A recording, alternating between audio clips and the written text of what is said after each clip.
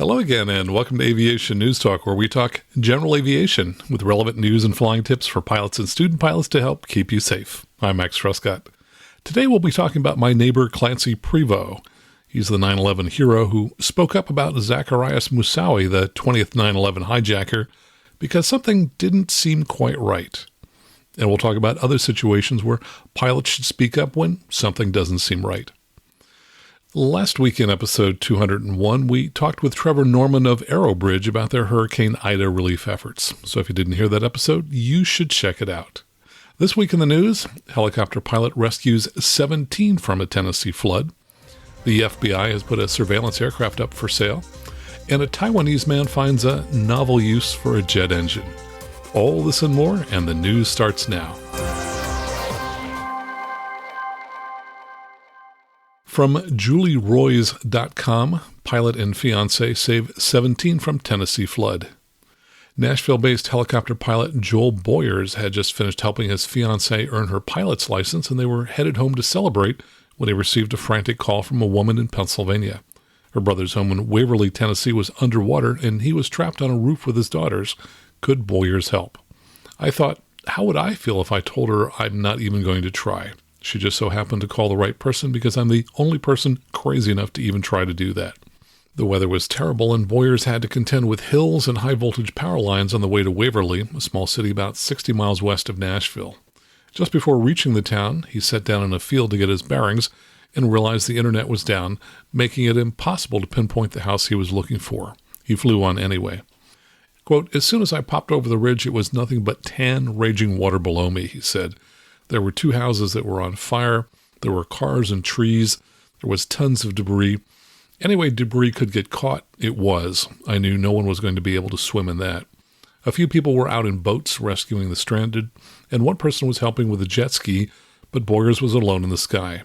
He started flying up and down the flooded creek, grabbing anyone he could. Boyers, who co-owns Hellastar Aviation, said he ended up rescuing 17 people that day. He's proud of that, but said he's the one who should be thanking them. Quote, "I literally prayed just days before this that God would give me some meaning in my life, and then I ended up getting this call," he said. He has flown over disasters, including floods, before, but, quote, "the cops are usually there and my hands are tied. This time there weren't any." The flooding killed 20 people, taking out houses, roads, cell phone towers, and telephone lines, with rainfall more than triple forecast, and shattered the state record for one-day rainfall. More than 270 homes were destroyed and 160 took major damage. At one point, he spotted 4 people on the ledge of a roof of a farm supply store, where he was able to set down one skid, making 3 different trips to pick them all up. One was a woman who said she had watched her husband get swept away and had become separated from her daughter, who was on the roof of a nearby gas station. Boyers touched down and rescued the daughter, too. At another point, they saw a house on a rise, surrounded by floodwaters, but not yet engulfed. Boyers touched down, picking up 2 men, and saw a girl in the window who refused to come out. He flew out, dropped off one of the men, and brought the other man back with him to hoist the girl into the helicopter. When he landed again, he was able to rescue the girl and a woman who was with her. Quote, "I'm in a little hole with power lines all around. It takes enormous energy to take off vertically like that," he said. So he left the man briefly and then came back for him. "I just kept doing that over and over until I was low on fuel." All the time, he knew he was really not supposed to be doing any of this. Every landing was pretty dangerous, he said. He's already had a conversation with the FAA about it. "I know the FAA can take my license away if they see me flying like that," he said. He assured them that he did not charge anyone for the rescue. No one was hurt. The helicopter was not damaged, and there was no law enforcement helicopters in the area. After he left Waverly, he stopped at an airport in the nearby town of Dixon to refuel, and heard that the state police and National Guard still had not flown in because of the bad weather. From RosevilleToday.com, Santa Clara County seeks national ban of leaded aviation gasoline. Now, Santa Clara is the county that I'm in here in Northern California. The county of Santa Clara, together with a nationwide coalition of community groups represented by Earth Justice, filed a petition calling on the U.S. EPA to take the necessary steps to eliminate lead pollution from aircraft throughout the U.S.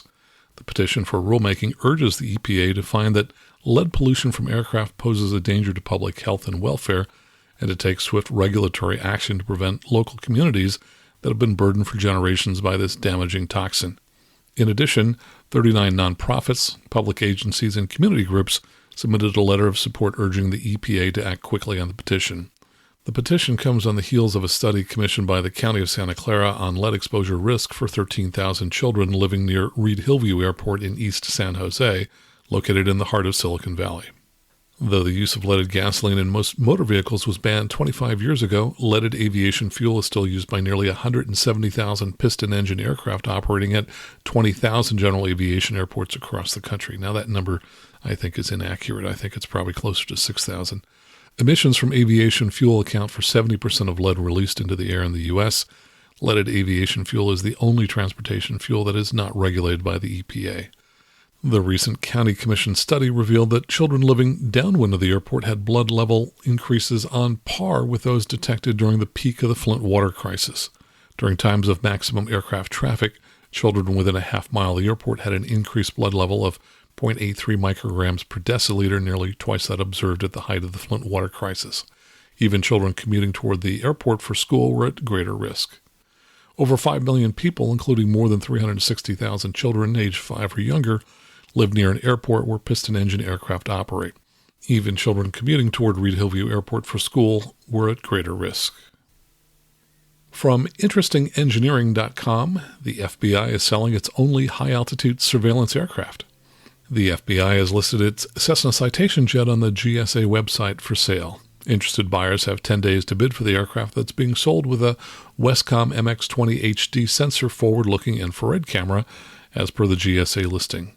While there is no reserve price for the aircraft, there is a $100,000 deposit needed before you place a bid for the plane.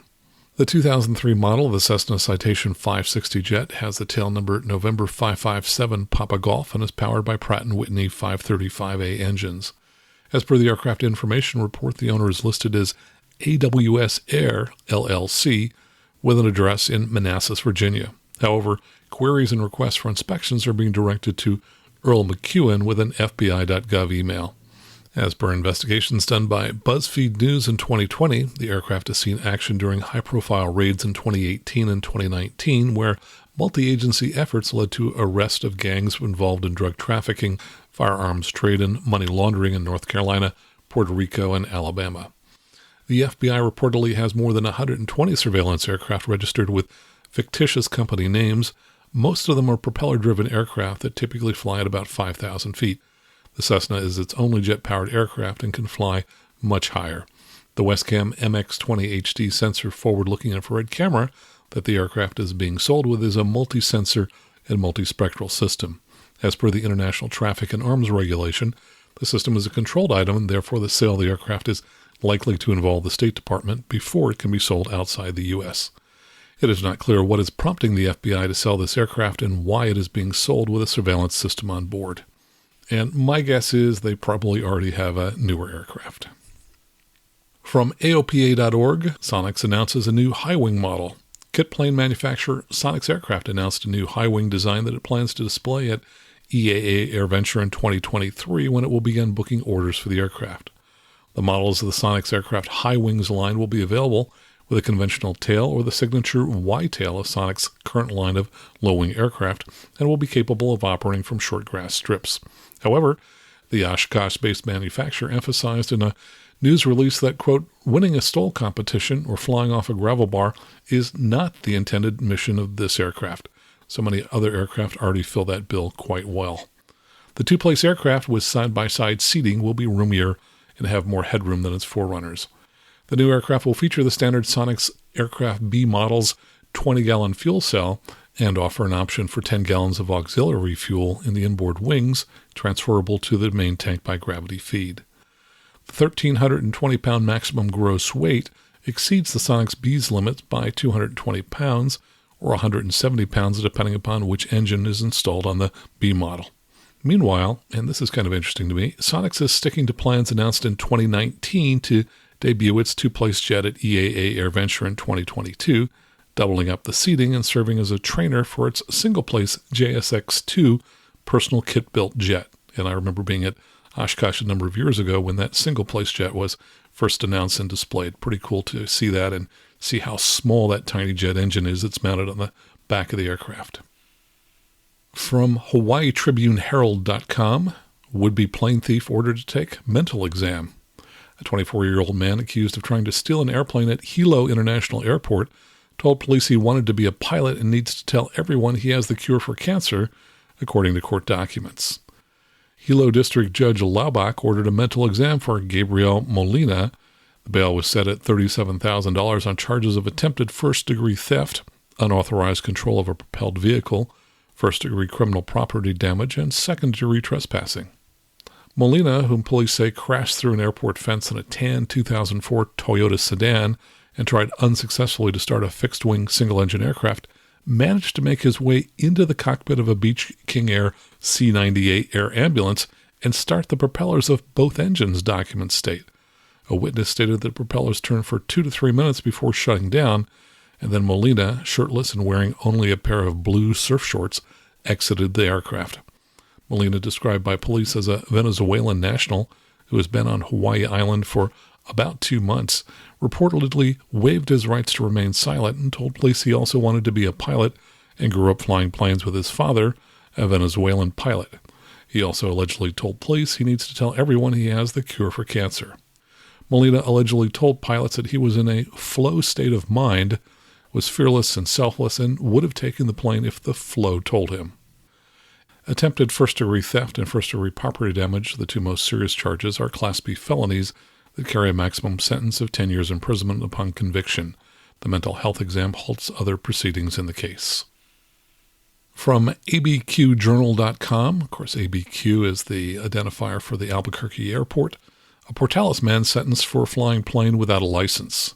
A New Mexico man has been sentenced in Iowa to 2 years probation and fined $5,000 for flying a single-engine plane in 2018 without a license, which was discovered only when he was forced to make an emergency landing.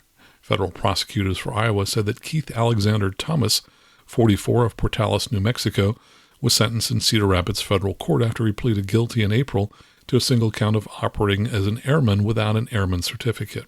The incident began when Thomas and another man flew from New Mexico to Wisconsin in June 2018 with plans for the other man to buy a Cessna plane and have Thomas fly it back to New Mexico, even though Thomas didn't have a pilot license. In the midst of the flight back, the plane went into engine failure over Iowa. Thomas made an emergency landing in Waterloo, but failed to establish radio contact with the company that owned the airstrip where he landed, authorities said. The Cessna, it turned out, was not airworthy, was out of inspection compliance, and did not have functioning landing gear, prosecutors said. Still, Thomas managed to land the plane, and no one was hurt. From dailymail.co.uk, pilot transporting 296 kilos of cocaine from Bolivia crash lands in Brazil. A Brazilian fighter jet intercepted a Bolivian pilot illegally flying in its airspace and carrying 296 kilos of cocaine, forcing the pilot to crash land. The Air Force spotted the jet. Actually, it looks more like a Cessna 172 in the crash photo.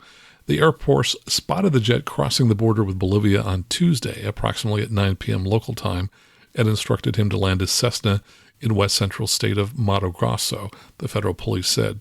The Air Force aircraft fired a warning shot but was unable to get the pilot to land the narco jet, Brazilian news outlet UOL reported. The fighter jet then fired a second shot, striking the cocaine-loaded aircraft. The pilot attempted to crash land but lost control of his Cessna and crashed landing upside down in a field in the town of Bras Norte. The man fortunately managed to escape the jet and then led authorities on a manhunt before he was arrested in Campo Novo de Paracis, 150 miles from the border with Bolivia. Charges against the Bolivian national, whose name has not been released, are still pending. The plane, without contacting ATC, failed to comply with all the police measures carried out, showing itself to be hostile, the Brazilian Air Force said in a statement. No injuries were reported, according to the Mato Grosso Federal Police. And coming up, we have a series of laser stories. Now, there are many of these, and I often don't report on them, but I thought you'd be interested in this cluster of them. This one comes from the EffinghamHerald.net. Rincon man sentenced in laser case, an Effingham County, Georgia resident, has been sentenced to federal prison after admitting he aimed a powerful laser at commercial aircraft. Roger Floyd Hendricks, 48, of Rincon, was sentenced to 18 months in prison after pleading guilty to aiming a laser pointer at an aircraft, said David Estes, acting U.S. Attorney for the Southern District of Georgia. U.S. District Court Judge William T. Moore, Jr. also ordered Hendricks to serve 3 years of supervised release after completion of his prison term There is no parole in the federal system. And this story comes from CBS58.com, which is in Wisconsin. Milwaukee man charged with aiming laser at FBI plane, sentenced to probation. A 38-year-old Milwaukee man who was charged with aiming a laser beam at an aircraft last year was recently sentenced to probation. Jeremiah Bellin had an online sentencing hearing on September 10th. Bellin said he pointed the laser at the aircraft because he was bored after being laid off work during the COVID-19 pandemic. And finally, from Australia, perthnow.com.au, a Golden Bay man fined after flashing police helicopter with a laser pointer. A Golden Bay man has been fined $1,000 after admitting to flashing a police helicopter pilot in the eyes with a laser. Eddie Zach Ikonen, 28, arrived in Madura Magistrates Court yesterday facing a maximum penalty of $36,000 and 3 years in prison. Police prosecutor Sergeant Reed said the chopper had been called out in response to reports that a laser pointer had been directed at a Royal Flying Doctor plane. As the police helicopter passed over Golden Bay, a green laser was flashed in the pilot's eyes twice for around 20 seconds in total. Magistrate Leanne Atkins gave Ikonen credit for engaging in mediation and writing a letter of apology before fining him $1,000 to go alongside of $248 in costs.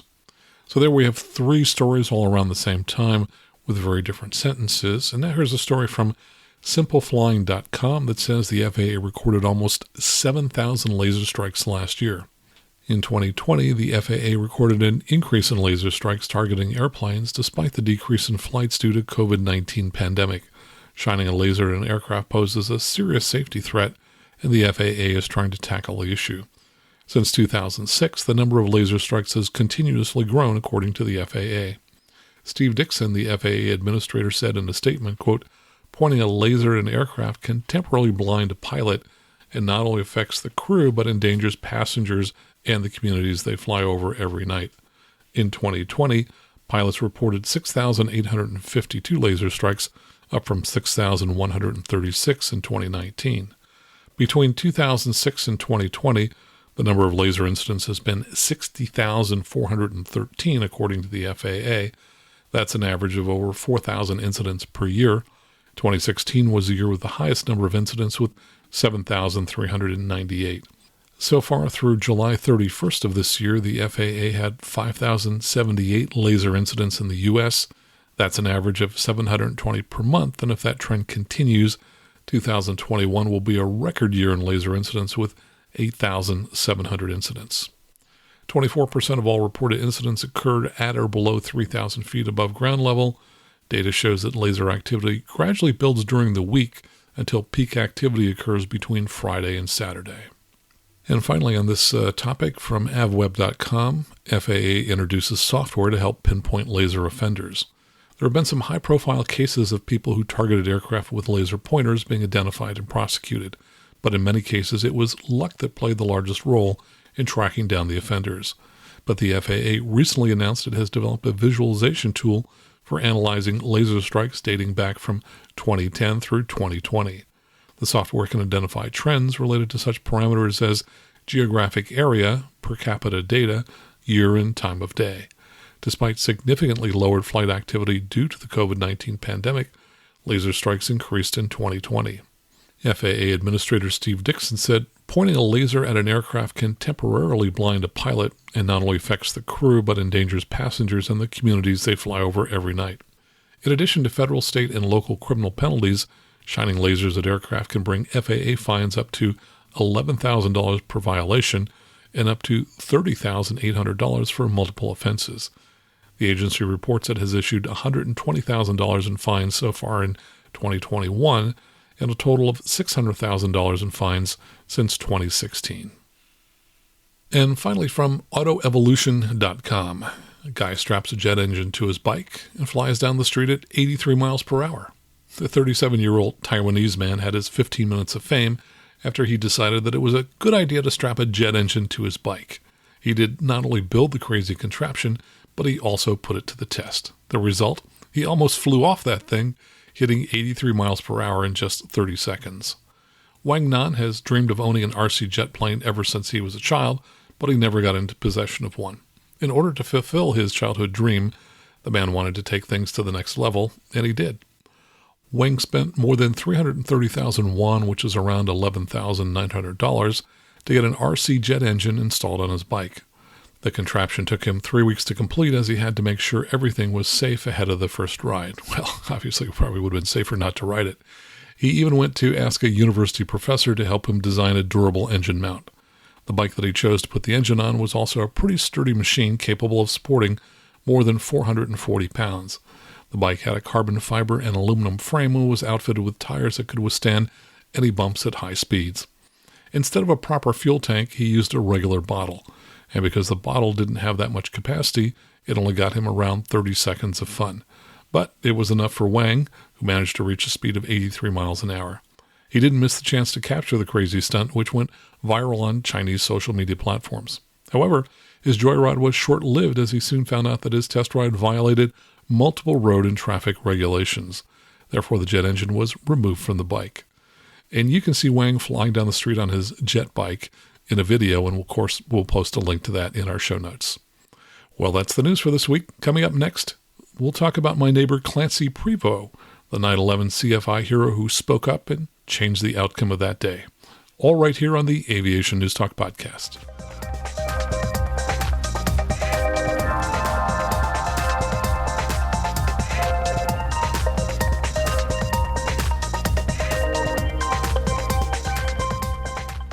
In a moment, we'll talk about Clancy Prevost, the 20th hijacker, and the need to speak up. But first, I want to play you some audio from liveatc.net. One of the changes after 9/11 was that presidential TFRs, or temporary flight restrictions, which follow the president wherever he goes, got much bigger and more pilots started inadvertently flying into those areas. Another change that occurred is that the FAA now requires all aircraft to monitor the guard frequency, which is the emergency frequency of 1 to 1.5 whenever they fly. Now, it's probably called guard because everybody is supposed to listen to or guard the frequency to listen for any aircraft that might be in distress and need assistance. But after 9/11, since pilots are now required to monitor this frequency, ATC will often call an aircraft on the guard frequency if they're having trouble reaching them on other frequencies. And if you listen to guard, especially at higher altitudes, you'll hear this happen quite often. Now, recently, a Diamond DA-40 violated a presidential TFR over the president's home in Wilmington, Delaware. That TFR extends for about 30 miles, and this aircraft entered the TFR over Pennsylvania. Here's Philadelphia Approach trying to reach that aircraft. Aircraft 5 Alpha, Pottstown, VOR 2100. This is Philadelphia Approach. You're entering an active TFR. Turn around, go northbound, and contact approach on 123.8. 5 South Pottstown, 2100, Philadelphia Approach on guard. November 859 or Papa Alpha Philly, approach on guard. If you're on frequency, you've entered a restricted area, you need to turn northeastbound to exit immediately. And if you're on frequency, acknowledge. And then an Air Force fighter jet started calling the Diamond pilot on guard, and as you can hear, he doesn't mince words about what could happen if the pilot doesn't comply. Miles northeast of Brandywine Airport. This is the United States Air Force on guard. You have entered restricted airspace and are being intercepted by an armed air defense fighter. This transmission, acknowledge with your call sign and turn north immediately. Not comply, you may be fired upon. Rock your wings if you acknowledge this call. The aircraft finally showed up on the Brandywine Airport CTAF frequency. Philly Approach figured that out and had another aircraft in the vicinity call him and advise him to contact Philly Approach. Brandywine traffic, Diamonds 5 to the east. We're going to make it straight in for 27 at Brandywine.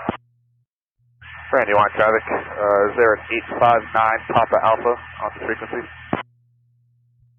859 Papa Alpha. 859 Papa Alpha, go ahead.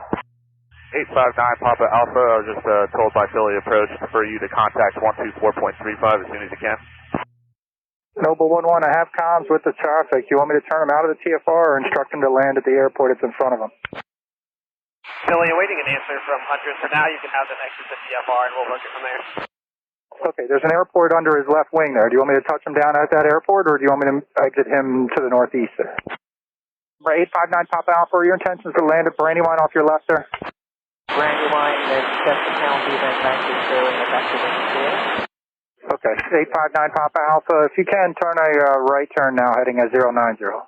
And hopefully you never find yourself inside a TFR with fighter jets coming after you. But I think the moral of the story is that before you fly, check for TFRs, and whenever you fly, Listen to the guard frequency on your second radio on 121.5. And if you do get intercepted and you find a fighter jet off your left wing, immediately go to 121.5 and do whatever you're told.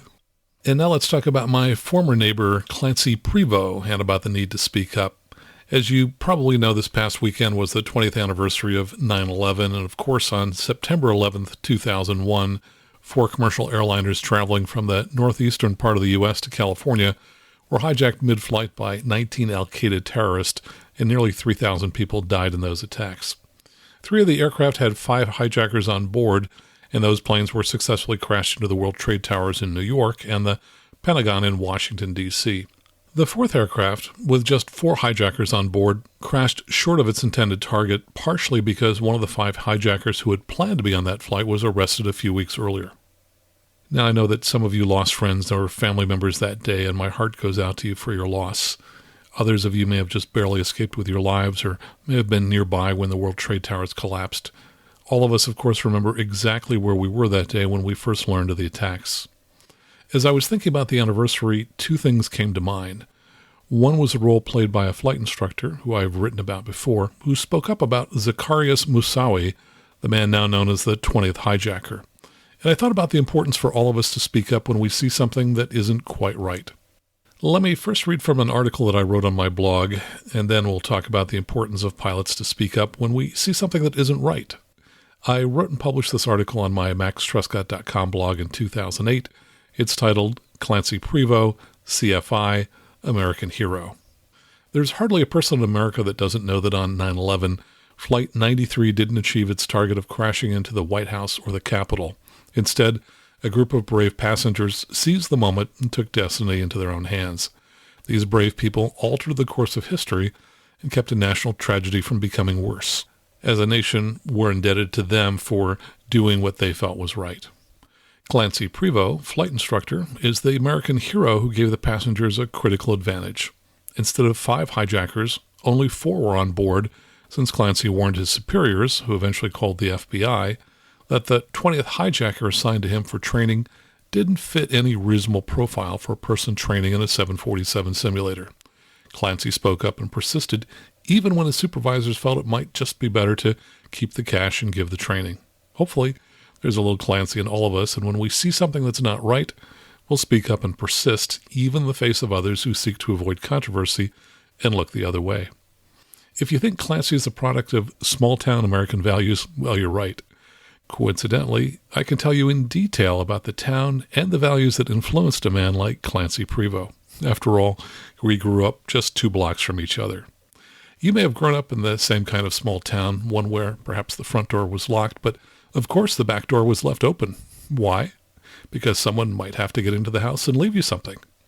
My wife, then girlfriend, was baffled by the logic of this when we were asked to leave something at a college classmate's home. Sure enough, the front door was locked, so we went around back and left the items on the kitchen table. It was a town where kids rode bikes everywhere and there was never a need to lock them. Why would anyone steal a bike? Or they might spend the entire day roaming the nearby woods, exploring and building forts out of fallen branches. They could be away for an entire day and there was never a fear for their safety. Who would hurt a kid? People watched out for each other and for everyone's kids. Everyone knew everyone. Kids might pull an occasional prank, but the odds were that your parents had already heard about it before you even reached home. We learned to respect our parents and institutions. We also learned by watching our parents about right and wrong, and more importantly, about when to speak up when something was not right, even if it meant rocking the boat. Clancy's father and mine were doctors in the same small northern Pennsylvania town. Dr. John Prevost visited our house numerous times, and I can still hear his voice booming from our living room. I have no doubt that voice may have put the fear of God into Clancy once or twice. However, it also undoubtedly gave him the command authority that he's needed as a professional pilot and flight instructor. Just as in medicine, in flying there are times when you have to speak up with command authority or someone's going to die. When people talk about small-town values, Midwest values, and the heartland of America, they're talking about some of the greatest strengths we have as a nation.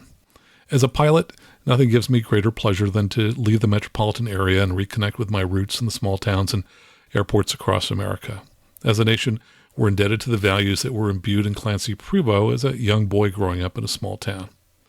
I hope that there's a little bit of Clancy in you.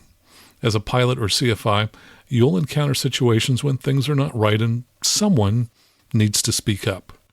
One morning a few years ago, I saw 3 or 4 pilots watching from a respectful distance as a pilot prepared to start a rental aircraft that had a layer of ice on the tail. Everyone knew that this pilot was about to commit a dangerous act, but none of them stepped up to challenge the pilot's incredibly bad decision. I walked over to talk to the pilot just before he started the engine and suggested he clean off the ice. I'd rather run the risk of annoying someone than live with the knowledge that I could have saved a life if I'd only spoken up. Clancy may have annoyed his supervisors when he pointed out that something didn't fit with Zacarias Moussaoui, a still unlicensed pilot who'd paid for training in a 747 simulator. Clancy persisted, and eventually the FBI was called, and Musali was arrested for overstaying his visa. As a result, he was sitting in jail when his co-conspirators hijacked 4 planes on 9/11. Clancy is shy and avoids the press. To my knowledge, the only interview he is granted was to my hometown newspaper, which my mother mailed to me. Although he would deny it, Clancy Prevost is an American hero. If you see a little bit of Clancy in yourself, nurture it for the day when you need to speak up and stand up for what's right. And that was the blog article I wrote in 2008.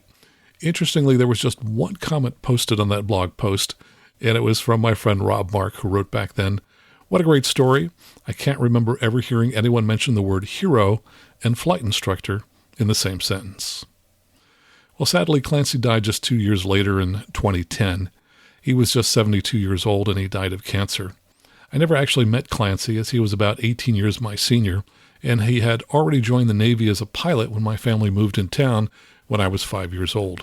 I do, of course, have vivid memories of his father, Dr. Prevost, visiting our house.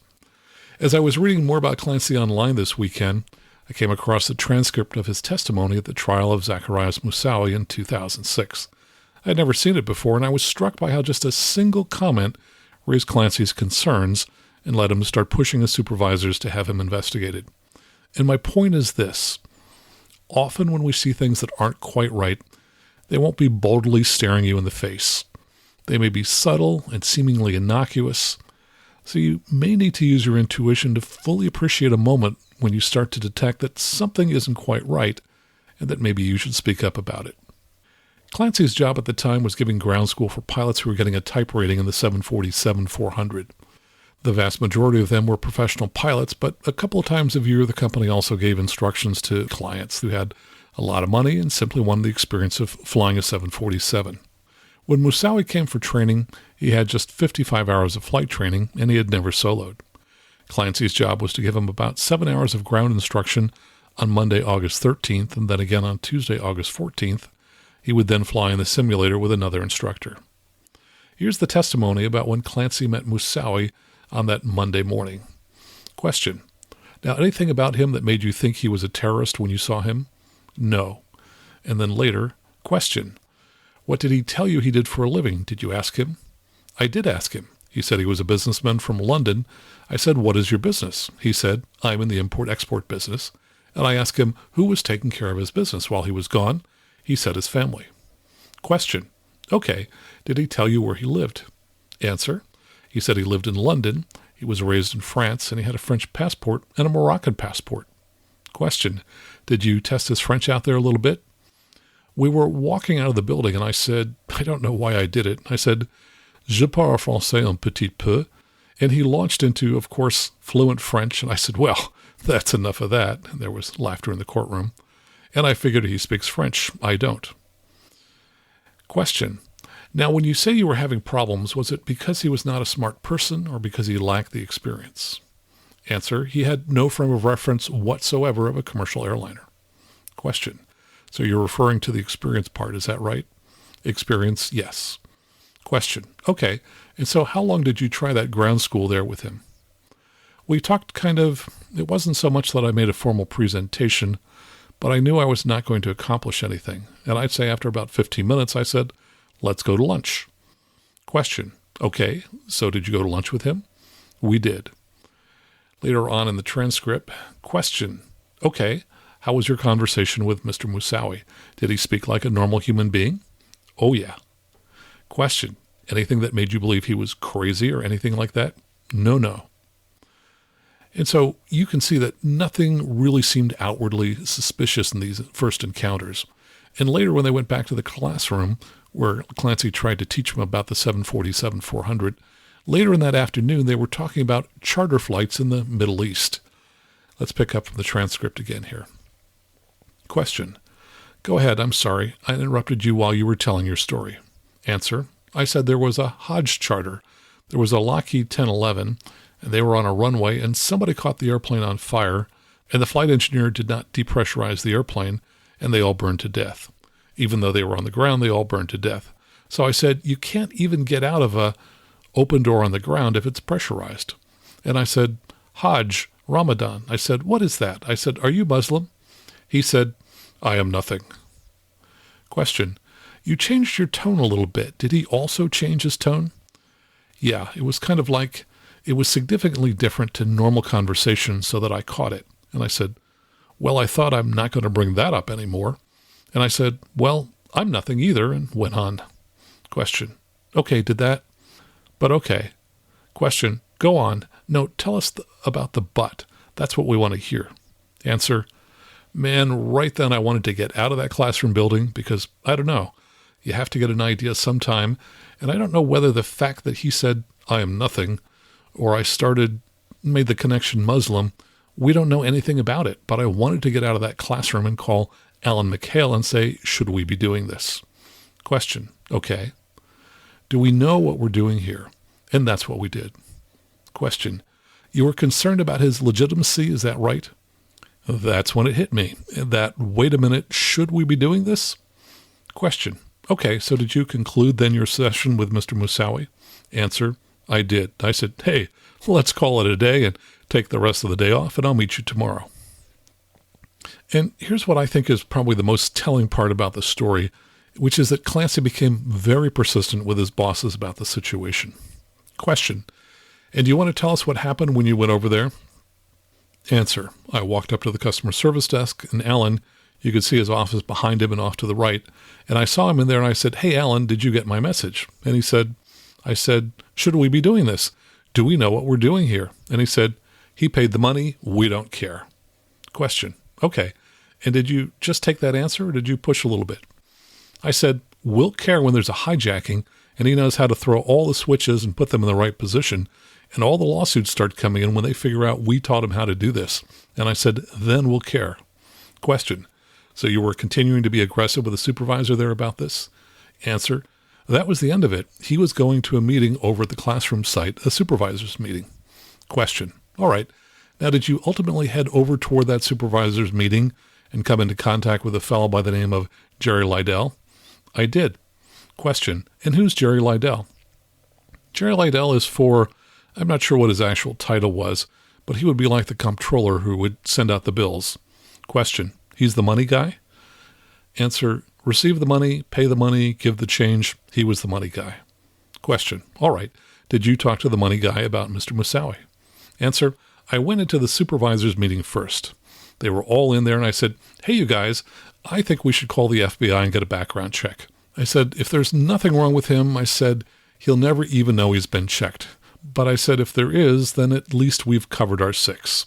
So then I walked out of the supervisor's meeting, and I saw Jerry walking along over by a couple of the classrooms. And I went over to him, and I said, Jerry, how did he pay for his training? And he said, cash.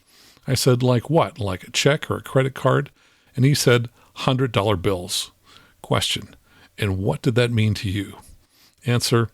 I'm shaking my head. Now I'm upset, and this is not right.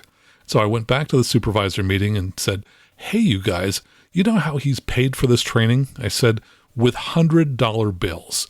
If he tried to get a ticket over the airport like that, they'd be questioning him. So I said, I think we should call the FBI. And I think that was probably the most interesting part of the transcript to me. I think as pilots, we owe it to our fellow aviators to speak up when we see something that doesn't look right with another airplane, and whenever we come across a pilot who may be about to do something that's risky. Likewise, if a controller issues an instruction we feel is unsafe, we should be primed and ready to, without hesitation, reply, unable. And of course, be aware that there are all kinds of cultural norms and social norms that might initially inhibit us from speaking up, even when we know it's the right thing to do. And I'm sure that new, inexperienced pilots may feel that it's not their place to speak up. But even if you're a low time, you probably recognize when something is out of place on an airplane, or when a fellow pilot is about to do something that could cost him or her their life. So I'd like to talk about some examples today where pilots either did or didn't speak up. And finally, I want to empower you as a pilot or even as a student pilot to be brave and to always speak up when you see something that's not quite right. Here are some of the kinds of situations you might encounter. For example, you might notice an aircraft where something isn't configured correctly. For example, on a number of occasions, I've seen an aircraft in the run-up area with an open baggage door, and I'll always call ground to let them know about the problem. And in another case, I landed at a non-towered airport in Merced, California, and as we were rolling out on the runway, I observed a Bonanza going in the opposite direction on the parallel taxiway that was taxiing for takeoff. Fortunately, I also spotted that there was still a tow bar attached to the nose wheel. I talked to the pilot on the CTAF to let him know he was pushing a tow bar. Had he taken off, he would have certainly damaged the aircraft when he tried to retract the nose gear with the tow bar attached. Whenever I'm waiting to take off from my towered airport, I'm always looking at the aircraft on final. And one thing I'm always looking for is whether a pilot has forgotten to lower the landing gear. I've never seen that happen, but it could happen someday. And if it does happen, I won't hesitate to jump on the tower frequency and say something like, "Aircraft on short final, your gear is up, go around, go around." And yes, that would be the tower's job to tell an aircraft to go around. But when seconds count, I don't think anyone will care that I didn't first relay the problem to the tower, who would then relay it to the pilot. So as pilots, when you see something wrong with another plane, you need to speak up. A more difficult situation is when you see someone about to do something which might be risky.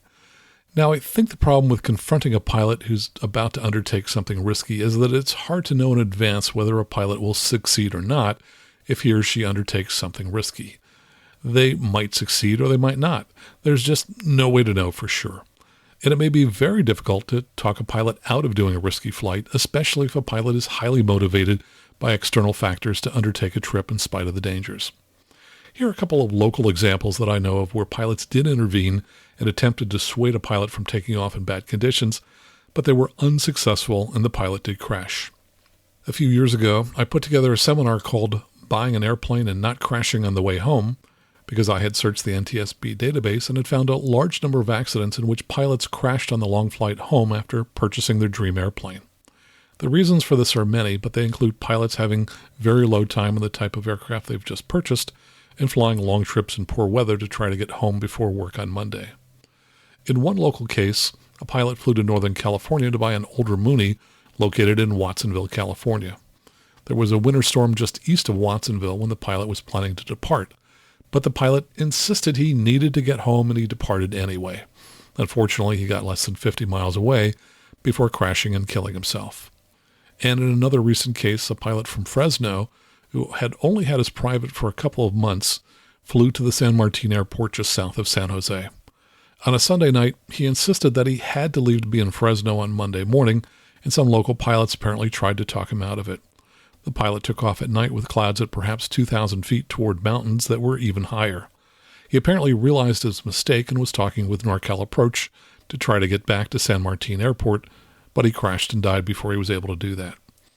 So even when pilots try to talk other pilots out of risky flights, there's no guarantee they will succeed. But at least you will have tried. There's an entire other category of incidents where it may be less clear to you about whether or not to speak up. And that's when you observe someone willfully breaking an FAR. For example, a CFI just posted on a Facebook group a day or two ago that a student pilot of his had been observed taking his fiancée for a flight, which of course is illegal for a student pilot to do. The CFI was asking for advice on what to do next. A number of commenters focused on having the CFI get a hold of the student pilot's logbook and removing any endorsements the CFI had made in the logbook. But that doesn't really address the problem. I just went back to read my comment, but I see the CFI has since deleted the entire post. Now, I recall commenting that the student pilot in question obviously doesn't respect or follow the rules, and that's a problem. I recently read an NTSB study that found that 30% of fatal accidents involve a pilot violating an FAR. So the rules really are there for our safety, and pilots need to respect and follow the rules to remain safe. I also commented that the CFI should contact the local FAA FSDO, and that most likely his client would still get to become a pilot someday, but that his training would probably be interrupted for a year by the suspension of his student pilot license, and that ultimately the CFI would be doing the client a favor, especially if during that year the pilot came to realize that following the rules in aviation is important for our own safety. I also asked the CFI to think about the 5 hazardous attitudes and which ones his client had exhibited. Someone else jumped in to say that he had exhibited all 5, starting with impulsivity when he took his fiancée for a flight. And if you haven't heard episode 153 of this podcast, then I'd encourage you to listen to it. In it, I talk about the FAA's 5 hazardous attitudes and a 6th attitude, loss of face, which has been proposed by some researchers. In summary, I encourage you to be a little bit more like American hero Clancy Prevost and speak up when you see something that doesn't seem right. Coming up next, my updates, right here on the Aviation News Talk podcast.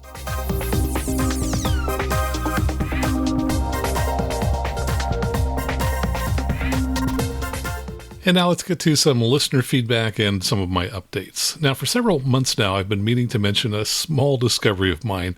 You may already be aware of this, but it was new to me, and I found it really helpful.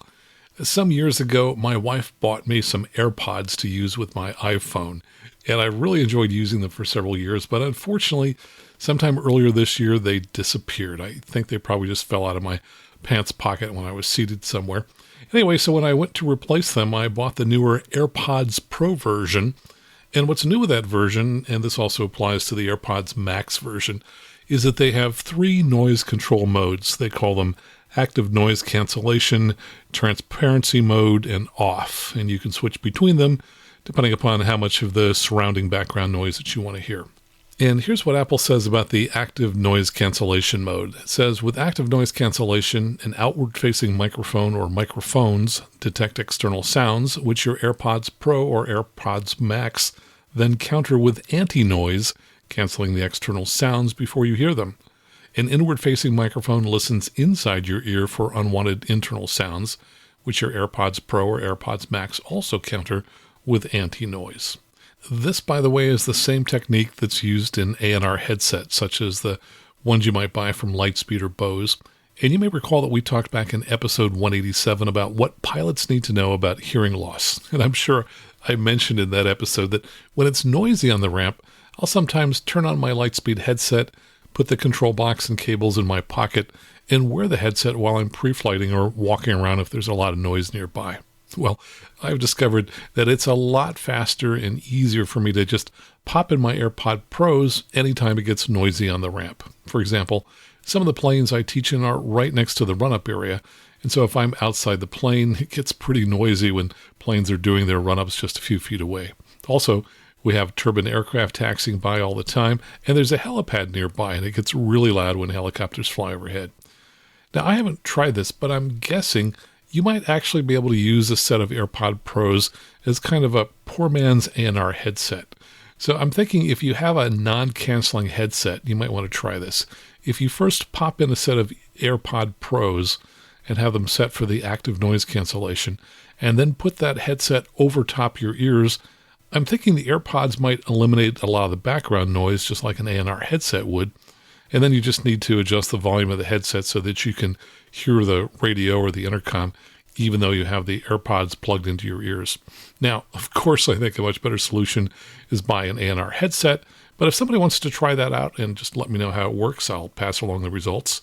What I do know for sure is that the AirPod Pros work great when you're walking around noisy airplanes, and that might help you preserve some of your hearing, which, by the way, is important because most pilots have at least some hearing loss. And here's an email from Patreon supporter Sean McIlnay. He says, "Hi, Max. I really enjoy your podcast, and you are helping me be a safer pilot. I don't remember when you talked about monitoring the guard frequency, but I've made it a point of emphasis the last few months, and it paid off last week on a flight from my home to Oklahoma City."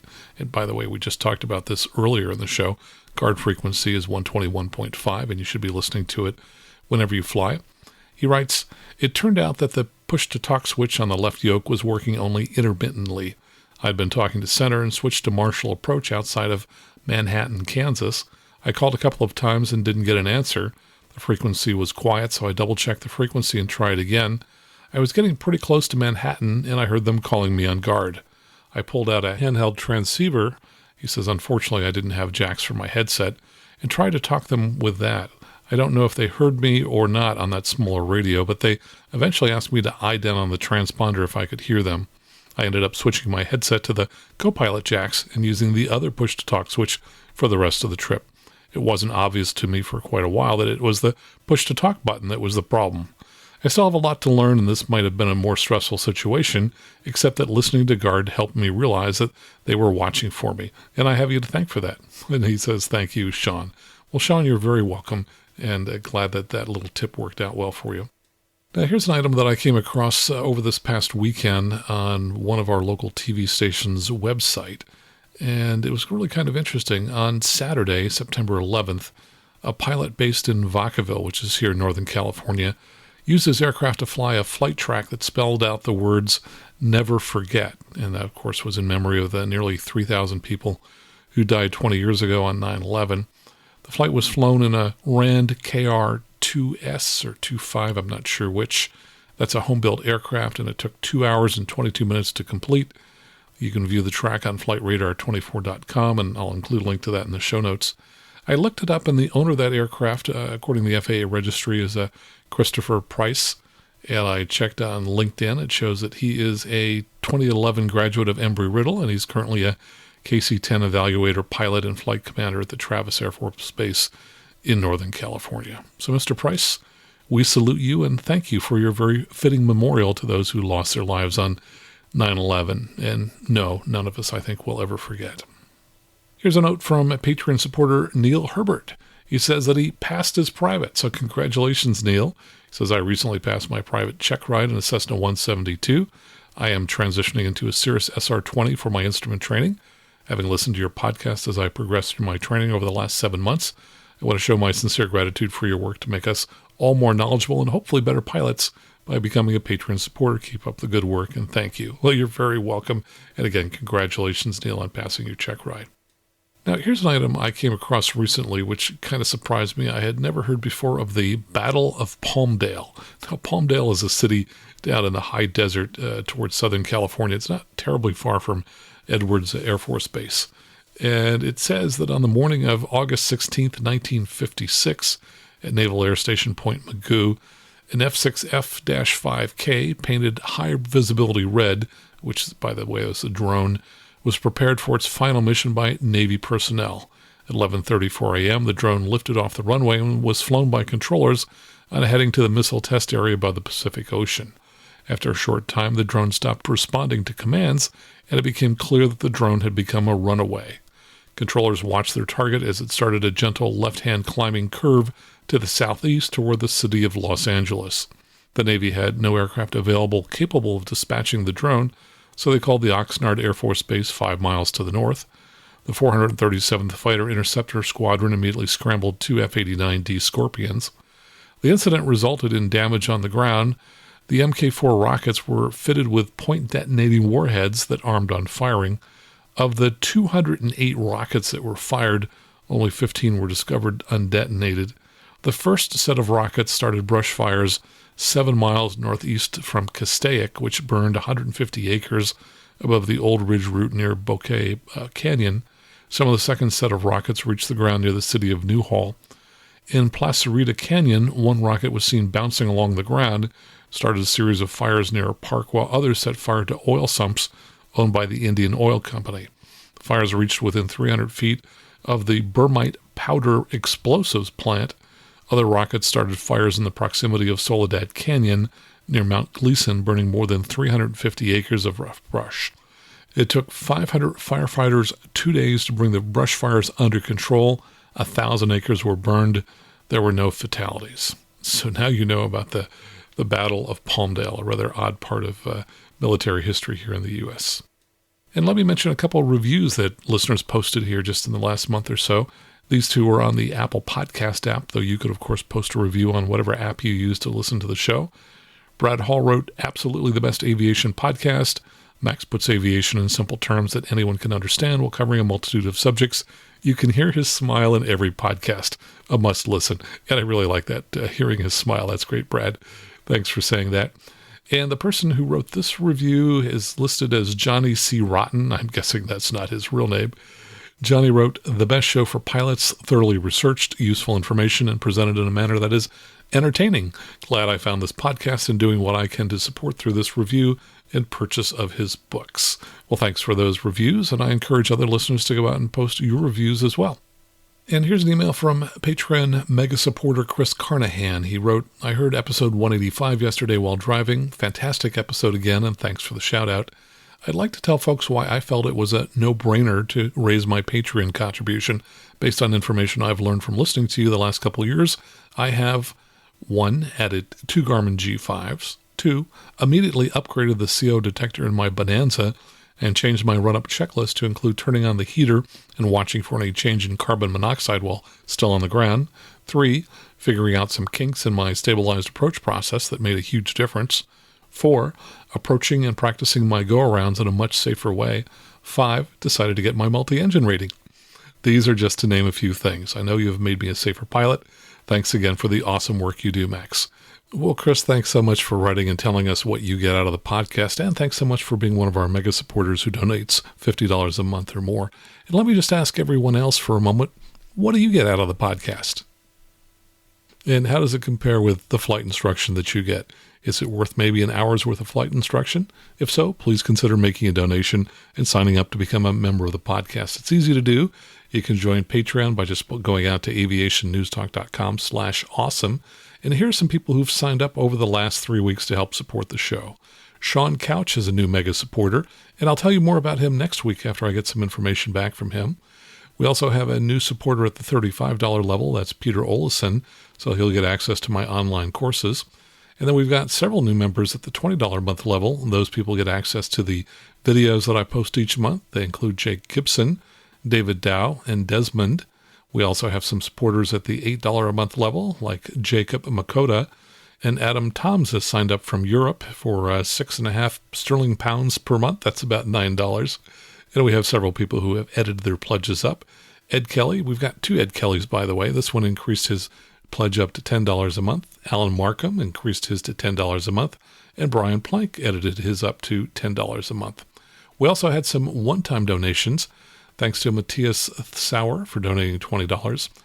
And we had a huge donation from Mark Verana, who donated $500. He said, I just think you have a great podcast. None better. Don't stop. Also, thank you for talking to me last year about buying a Cirrus, which I did. Also, I use your G1000 book all the time. Well, thank you so much, Mark. And finally, we had a one-time donation from Xiao Yao Chu. He donated $20. He said the Private Pilot Oral podcast from Max Truscott and DPE Jason Blair is absolute gold. Well, thanks so much for your donations, and thanks to everyone who supports the show in whatever way you do, whether it's sending us emails and feedback that we read on the air, sending donations through PayPal or through Patreon, or leaving reviews on some of the podcast players. Thanks so much. Really appreciate your support. So until next time, fly safely, have fun, and keep the blue side up.